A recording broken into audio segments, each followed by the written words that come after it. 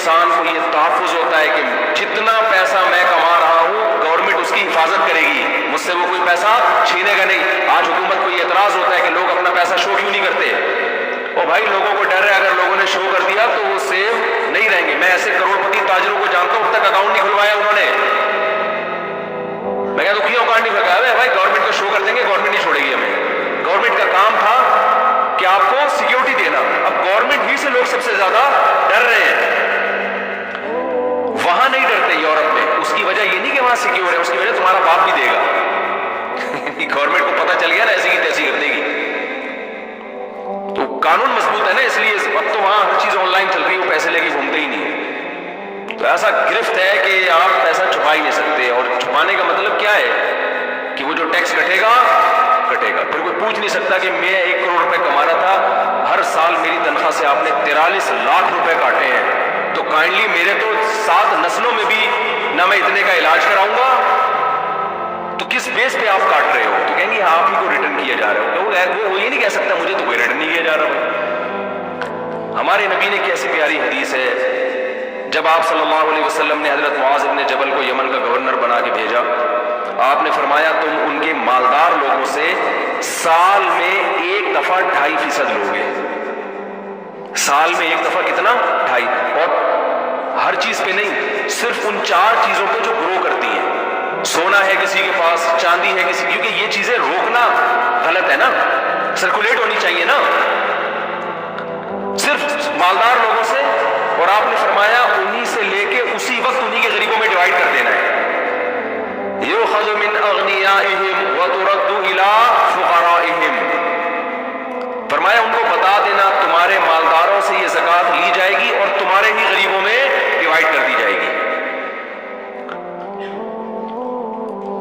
اور اس زکوٰۃ کے پیچھے بھی کانسیپٹ کیا ہے؟ آپ گورنمنٹ کو نہیں دے رہے، آپ کس کو دے رہے ہیں؟ خدا کو قرضہ دے رہے ہیں۔ خوشی سے دیتا ہے انسان، اور وہ کہاں لوٹائی جا رہی ہے؟ غریبوں کو۔ اور اس میں بھی یہ کہ اگر آپ خود دے دیں تو بھی ٹھیک ہے، غریب کو کیا کریں آپ؟ خود دے دیں۔ معذوروں کے بڑے زبردست انتظام ہے ان ملکوں میں۔ اسلام کیا کہتا ہے؟ معذور کو پالنا بھائی کی ذمہ داری ہے۔ باپ اولاد معذور ہے، کس کی ذمہ داری؟ باپ کی۔ باپ خود خرچ کرے گا اپنے معذور بچے پہ، باپ نہیں ہے تو بھائی خود خرچ کرے گا اپنے معذور بھائی پہ۔ گورنمنٹ کا کام ہے یہ دیکھنا کہ معذور بھائی کا، تو معذور بھائی پہ جو حق ہے وہ بھائی ادا کر رہا ہے یا نہیں کر رہا۔ معذور یا معذور کا وکیل کورٹ میں کیس کرے گا، گورنمنٹ معذور کو وکیل کر کے دے گی کہ تم کیس کرو اور تمہارے بہن بھائیوں سے تمہارا خرچہ لیا جائے گا۔ وہاں یہ نہیں ہے، وہاں یہ کہ معذور کو گورنمنٹ خود پالے گی۔ کیا کیا مطلب؟ لوگوں سے ٹیکس لے رہی ہے اور گورنمنٹ خرچ کر رہی ہے، تو معذور کے دل میں بھائی کی محبت پیدا ہو رہی ہے، گورنمنٹ کی پیدا ہو رہی ہے؟ گورنمنٹ کی ہو رہی ہے۔ اسلام کیا کہتا ہے؟ بوڑھے باپ کو کون پالے گا؟ تمہارا باپ پالے گا، یعنی تم پالے گا۔ بوڑھا باپ ہے، آپ گھر میں رکھو گے، خرچ خود کرو گے۔ غیر مسلم کہتا ہے نہیں، گورنمنٹ تم سے ٹیکس لے گی، اولڈ ہاؤس بناؤ گی، تم سب کے ابے وہاں پلیں گے۔ ابوں کے دل میں کس کی محبت بیٹھے گی؟ اولاد کی یا گورنمنٹ کی؟ گورنمنٹ کی۔ ریلیشن گئے تیل لینے، اور کہتے ہیں بہت زبردست سوسائٹی ہے، ویل ڈن، وہاں بوڑھوں کی بڑی کیئر ہے۔ بوڑھوں کی کیئر نہیں تھی، اس لیے بوڑھوں کی کیئر ہے۔ ان کو پتا تھا کہ یہ نہیں پالیں گے، ہمیں ہی پالنا ہے سب کچھ۔ ابے تو تم 43 لاکھ روپے 1 کروڑ والے سے لے کے اس کے ابا کو کھلا رہے ہو، اس کمبخت کو بولو تو اپنی گود میں بٹھا کے خود کھلانا اس کو۔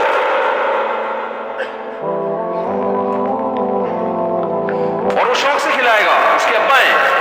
آپ اگر اس کلچر کو پروموٹ کرو، وہ خود کھلائے گا۔ اگر نہیں کھلا رہا تو ابا کو گورنمنٹ ایسے بوڑھوں کو وکیل دے کہ بھائی دیکھو، سروے کرو، جو ابا گھر میں عزت نہیں مل رہی اور گھر میں ان کے بچے ان کا خیال نہیں کر رہے، وہ کورٹ میں کیس کرے۔ تو گورنمنٹ ان بچوں کی تنخواہ سے جبرن کٹوتی کر کے ابا کو دے گی، تاکہ ابا کو یہ احساس ہو کہ یہ آ انہی کے رہے ہیں میرے پاس جن کو میں نے کھلایا ہے۔ اول تو اس کی نوبت ہی نہیں آتی، انسان کے دل میں اللہ نے ماں باپ کی ایسی عظمت رکھی ہے، وہ زیادہ کھلائے گا۔ تو آپ سمجھ رہے ہو اسلام اور غیر اسلام میں فرق نہیں آئے گا کھوپڑی میں، میرا خیال ہے اتنی آرام سے یہ چیزیں۔ تو اسی طرح جیسے جیسے اسلام نے سود پہ پابندی لگا دی، نکاح کو پروموٹ کیا، اب کیا ہے، مالدار آدمی کی دولت کیا ہو رہی ہے، ڈیوائڈ، 4 عورتوں میں ڈیوائڈ ہوگی، پھر گروتھ ریشو اس کا بڑھے گا. تو یہ جو معیشت میں اعتدال ہے نا، اس کی ہوا بھی نہیں لگی غیر مسلم سوسائٹی کو. وہاں ساری دور کھرب پتی آدمی مرتا ہے، پتہ ہی نہیں بھائی گورنمنٹ کے پاس چلا گیا یا یہ کہ بینک کھا گیا.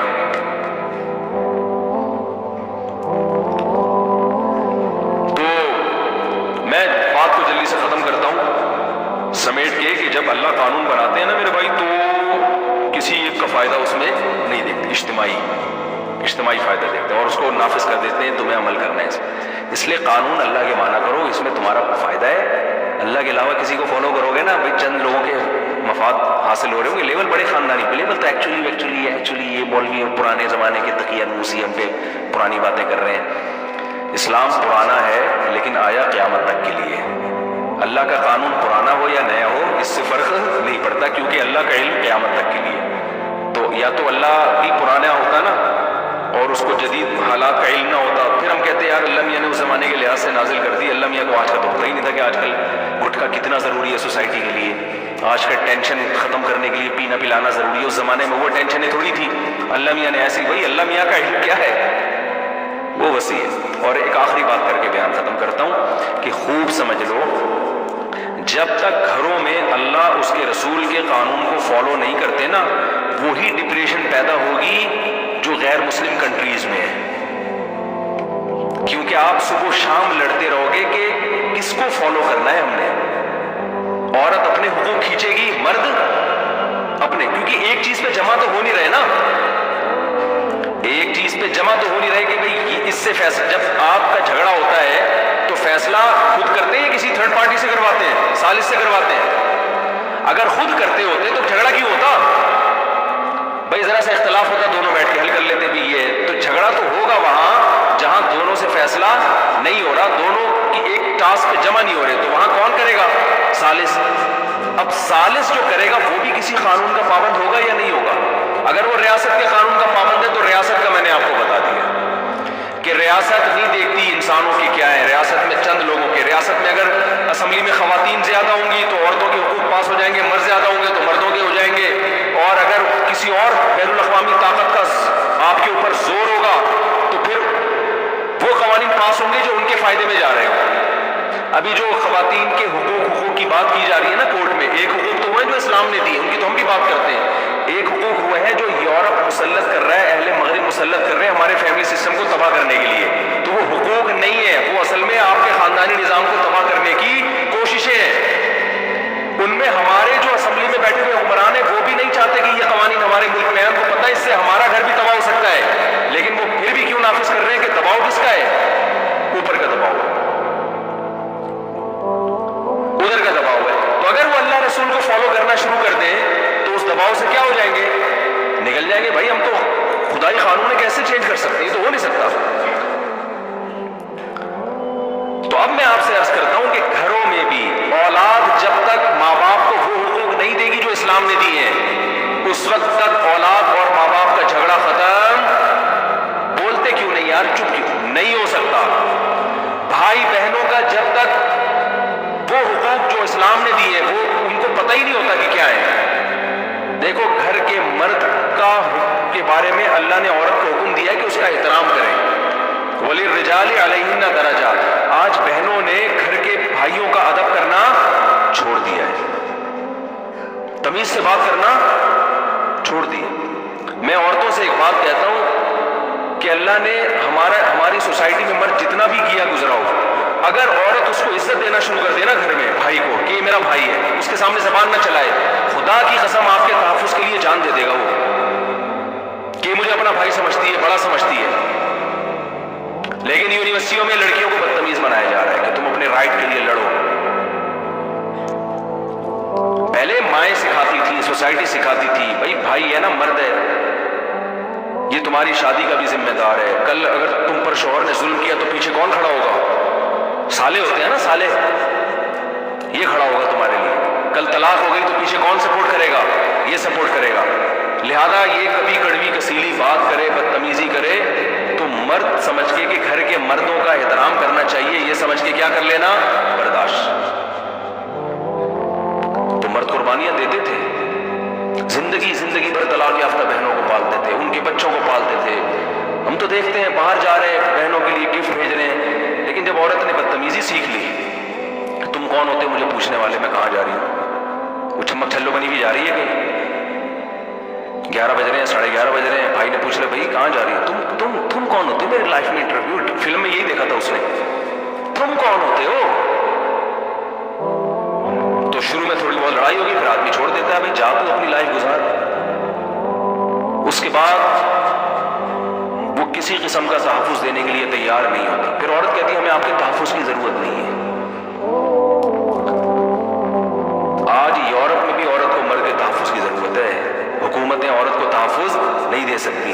یقین ہے جو ریپ کے وہاں واقعات ہوتے ہیں نا، یہاں اس کا عشر اشیر، یہاں ایک واقعہ ہوتا ہے دبا کے میڈیا اچھالتا ہے اس کو، وہاں ہر ہفتے 20 واقعات ہوں گے نا، ایک معمولی سی خبر بھی نہیں آتی، نہیں یہ بات میرا خیال ہے، کوئی تحفظ نہیں ہے بھائی۔ یہاں مرد قربانیاں دیتے ہیں، بیٹیوں کی شادیاں نہیں ہوتی، باپ ڈپریشن سے مرتا ہے، بھائیوں کو اپنی شادی نہیں کر رہے ہوتے بھائی بہن کے چکر میں کہ یار اس کی ذمہ داری ہے، ذمہ داری کا لفظ یوز ہوتا ہے کہ نہیں ہوتا، لیکن ہماری سوسائٹی لڑکی کو بدتمیز بنا رہی ہے بھائیوں کے سامنے، شوہر کے سامنے، باپ کے سامنے۔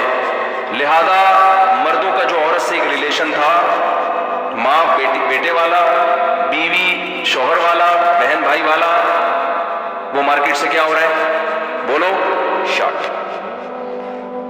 نقصان اس کا عورت کو ہی ہوگا۔ مرد انڈیپینڈنٹ زندگی گزار سکتا ہے، عورت اب ایک بولو نا، نہیں، اللہ نے آدم کو پہلے پیدا کیا اکیلے تھے، ہوا کو پیدا کرنے کے لیے پہلے آدم کو پیدا کیا گیا ہے، ان کو اکیلا پیدا نہیں کیا، اور آدم کی پسلی سے پیدا کر کے بتا دیا یہ آدم کا ٹکڑا ہے۔ سمجھتے ہو کہ نہیں سمجھتے؟ تو نیچر چینج نہیں ہو سکتی، سائنس کتنی ترقی کر لے۔ تو یہ جو عورت کی آزادی کے نعرے ہیں نا، میں آج کل لڑکیاں یہی کھڑی ہوتی ہیں اپنے بھائی سے، تم کون ہوتے ہو، تمہیں کس نے یہ حق دیا، کر لیں بدتمیزی، تمیز سے کریں آپ، ظاہر ہے وہ 2-4 دفعہ بدتمیزی کرے گا، چھوڑ دے گا وہ بھی، لیکن ریلیشن آپ کا خراب ہوگا۔ تھوڑی سی برداشت کر لو، تھوڑا سا کچھ ہمت کر لو، اللہ اس کے رسول کا حکم ہے، تو زندگی بھر اس کی خیریں آپ ہی کو ملیں گی۔ سمجھتے ہو؟ زندگی آگے بڑی زندگی پڑی ہے، بڑھاپا بھی آئے گا، بڑی زندگی پڑی ہے۔ دیکھو کچھ جرم ایسے ہوتے ہیں جو ہر ایک کے لیے برے ہوتے ہیں، لیکن کسی خاص صنف کے لیے زیادہ برے ہوتے ہیں۔ جیسے بزدلی بھی ایک جرم ہے نا، کوئی بندہ پٹ رہا ہے اور آپ بھاگ جاؤ، یہ جرم ہے یا نہیں ہے؟ آپ کا دوست پٹ رہا ہے، ایک تو ایک اتنے لوگ پکڑ کے کوٹ رہے ہیں کہ آپ بھی کٹائی میں شریک ہو گئے نا، تاکہ خود بچاؤ اپنے آپ کو۔ بعض دفعہ ایسے ہوتا ہے کہ آدمی پٹ رہا تھا نا، اس کا دوست بھی ساتھ میں تھا، اس کا دوست بھی ساتھ میں تھا، یہ بندہ پٹ رہا ہے تو یہ بھی اس کو پیٹنے میں شریک ہو گیا۔ اس سے پوچھا گیا کیوں؟ کہہ رہے یار اگر میں اس کو نہیں پیٹتا نا تو لوگ اس کا دوست سمجھ کے مجھے بھی پیٹتے۔ یہ تو کامل درجے کی بے غیرتی ہے۔ ایک یہ ہے کہ آپ کا دوست پٹ رہا ہے، اتنے زیادہ لوگ پیٹ رہے ہیں، آپ کو پتا ہے کہ یار میں اگر ان کا دفاع کروں گا تو سوائے میری ہڈی پسلی بھی ٹوٹے گی، چلو سمجھ میں آتی ہے بات، لہذا آپ پتلی گلی سے نکل گئے۔ ایک ہے کہ ایک بندہ آپ کے دوست کو کوٹ رہا ہے، آپ اس کو پکڑ کے مار سکتے ہو، برابر برابر کا ہے نا، لیکن آپ بھاگ گئے، یہ بزدلی ہے یا نہیں ہے؟ اور ایسے موقع پہ بزدلی دکھانا بے غیرتی۔ لیکن اگر عورت آپ کے ساتھ ہے، آپ پٹ رہے اور وہ بھاگ گئی تو یہ بھی بزدلی ہے، لیکن یہ عیب بولو نا نہیں ہے، اتنا برا نہیں سمجھا جائے گا، بھئی عورت ذات ہے یار۔ تو بزدلی مرد کے لیے زیادہ عیب ہے، عورت کے لیے کم ہے، لیکن بدتمیزی یہ عورت کے لیے زیادہ عیب ہے، مرد کے لیے بھی ہے مگر کم۔ مرد بھی زبان چلاتا ہوا برا لگتا ہے، عورت بھی بری لگتی ہے، لیکن عورت زیادہ بری لگتی ہے۔ اس کیوں بری لگتی ہے کہ اب کیوں لگتی ہے وہ تو سب کو پتہ لگتی ہے، خود سوچنے سے کیوں لگتی ہے، دونوں برے لگتے ہیں، کیونکہ مرد کی نیچر میں اللہ نے تھوڑی سی دہشت رکھی ہے، سربراہی والا عنصر ہے نا، اس کو بائی نیچر تھوڑا سا بدتمیز بنایا گیا ہے۔ ہونا نہیں ایسا نہ ہو کہ بدتمیزیاں شروع کر دیں، ہمارے نبی کے اخلاق کی حدیثیں کتنی ہیں، لیکن اللہ نے سربراہ جس کو بنایا ہوتا ہے نا، اس میں تھوڑا سا روب رکھا ہوتا ہے، اس میں دھاڑ رکھی ہوتی ہے۔ شیر دھاڑ رہا ہے اور اس کے سامنے ہرن بھی دھاڑ رہا ہے، تیری ایسی کی تیسی، وہ شیر بولے گا تو میں جنگل کا بادشاہ ہوں، سربراہ ہوں، مجھے دھاڑتا ہوا اچھا بھی لگ رہا آدمی نے کتے سے کہا, کتے نے کہا میں تو کتا ہوں, تجھے کیا ہو گیا, تو کیوں بھونکنا شروع کر دیا, تو بھی تو اپنے اسٹائل میں بات کرنا. تو چیختے چلاتے ہوئے مرد بھی برے لگتے ہیں, بدتمیزی کرتے ہوئے مرد بھی برے لگتے ہیں, واقعی بری عادت. لیکن عورت جب یہ کام کرے گی تو زیادہ بری لگے گی. خواتین یہ بات سمجھ نہیں آ رہی خواتین کو یہ بات. ہم اپنے ماضی کا کلچر دیکھتے ہیں, جب مرد کو غصہ آتا تھا عورت تھوڑا سا صبر کر لیا کرتی تھی کہ بھئی میرا سربراہ ہے, گھر کا ہے, یہی میرا محافظ ہے. تو اور بخل عورت میں بھی برا لگتا ہے, مرد میں بھی کنجوسی ہے. لیکن عورت میں کنجوسی اتنی بری نہیں لگتی, مرد میں بولو نا زیادہ بری لگتی ہے. مرد سخی اچھا لگتا ہے, آپ کی عورت بھی سخی اچھی لگتی ہے, لیکن مرد زیادہ اچھا لگتا ہے سخاوت, کیونکہ مرد کی نیچر اللہ نے بنائی, بھائی تو اڑا یا. تبھی قرآن میں جو ہے نا, کیونکہ مال کی محبت عورت مرد دونوں میں ہوتی ہے, مردوں میں زیادہ بری ہے, تبھی قرآن نے کیا کہا, چوری کرنے والی عورت ہو یا مرد ہو تو مرد کا ہاتھ پہلے کاٹنے کا حکم ہے. کیونکہ عورت نے بھی چوری کر کے جرم کیا, لیکن مرد نے زیادہ بڑا جرم کیا چوری کر کے. لیکن اگر حیا کی جہاں تک بات آئے گی تو بے حیا مرد بھی برا, بے حیا عورت بھی, لیکن عورت زیادہ بری. زنا بے حیائی ہے نا, وہاں اللہ نے عورت جو زنا کرے اس کو پہلے کوڑے مارنے کا حکم دیا کہ اس سے عورتوں کی زنا کر لیا. قرآن کی نیچر, قرآن جو نیچر کی رعایت کر کے حکام دیتا ہے وہ سمجھ میں آ رہی ہے بات. یورپ نے سب کو کیا کر دیا, سیم. اس نے کہا مرد اور عورت کی فرق ہی نہیں, لہذا دونوں کے بالکل سیم. او بھائی تم گراؤنڈ ریئلٹی کا انکار کر رہے ہو, تم حقیقت کا انکار کر رہے ہو, سیم کہاں سے ہو گئے دونوں؟ تو اسلام دونوں کو الگ الگ احکامات دیتا ہے, سیم قرار نہیں دیتا. سیم کا مطلب آپ نے ان کی نیچر سے بغاوت کر دی. تو اس لیے گھر میں مردوں کا خواتین تھوڑا سا احترام کرنا کائنڈلی شروع کر دیں, تھوڑا بہت الٹی سیدھی برداشت کر لیا کریں.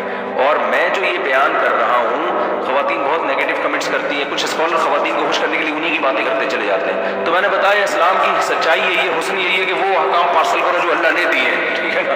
اب ہمیں کوئی پسند کرے یا نہ کرے, ہم نے اپنی پسند ناپسند دیکھنی ہوتی. تو ہم جب 4 شادیوں کی بیان, یہ تو آپ لوگ سننے لگے نا, جب شروع کیے تھے نا اس وقت تو اتنی گالیاں پڑتی تھی کہ آپ کو کیا بتاؤں. اس مولوی کو مسجد سے مجھے نکالا گیا بیان کے لیے. ابھی کچھ وقت پہلے میرا ایک مسجد میں بیان ہوا, بڑا زبردست شاندار استقبال. مجھے یاد آیا 15 سال پہلے اس مسجد میں میرے بیان پر پابندی لگائی گئی تھی, 4 شادیوں پر میں نے بات کر لی تھی. اس کے پاس انہوں نے کہا اس کو یہاں دوبارہ نہیں گھسنے دینا ہے. تو ہم نے اگر پبلک کا ہاں اور ان کا خیال کرنا ہوتا میرے بھائی, تو پھر اللہ کا قانون تو ایک طرف ہو گیا نا. نہ ہم عورت کو خوش کرنے کے لیے وہ باتیں کریں گے جن سے عورتیں خوش ہوں, نہ ہم آدمیوں کو خوش کرنے کے لیے وہ باتیں کریں گے جن سے آدمی خوش ہوں. ہم وہ بات کریں گے جو اللہ کا قانون ہے, چاہے وہ عورت کے خلاف جا رہا ہو چاہے وہ آدمی کے. بہت سی باتیں ہم آدمیوں کے خلاف بھی کرتے ہیں. ہم کہتے ہیں اگر مرد بیسک نان نفقہ ہی نہیں دے رہا تو ایسے مرد کے ساتھ وفا کرنے کی بالکل بھی ضرورت بولو نہیں. خواتین پوچھتی نا, میرا مرد 10 سال ہو گئے ایک دھیلا نہیں خرچہ اٹھاتا, تو لیکن مجھے وہ ہے کہ جہنم میں, اور فلاں. میں نے کہا کوئی جہنم میں نہیں جائیں گی, تو جہنم تو چلی گئی نا ابھی, یہ جو جہنم بنائی بھی اس نے, اور کیا جہنم. اچھا ایسے آدمی پھر ڈائلاگ بہت بولتے ہیں, میں تمہارے بغیر رہ نہیں سکتا, آئی لو یو, میں مر جاؤں گا. میں نے کہا وہ بھائی وہ ڈائلاگ ہے اسی لیے کہ اس کے پاس اپنی محبت کا ثبوت پیش کرنے کے لیے پیسے بالکل بھی تو ڈائلاگ کا ہی گزارا. ایک تو ہے نا اللہ کی طرف سے ہو گیا, وہ ایک ہے کنجوس ہوتے ہیں. تو اللہ میاں نے تو بھائی جو جس کے حقوق بیان کریں ہم پابند ہیں, اسی کو پارسل کریں. اللہ تعالیٰ سمجھنے کی عمل کی توفیق عطا فرمائے.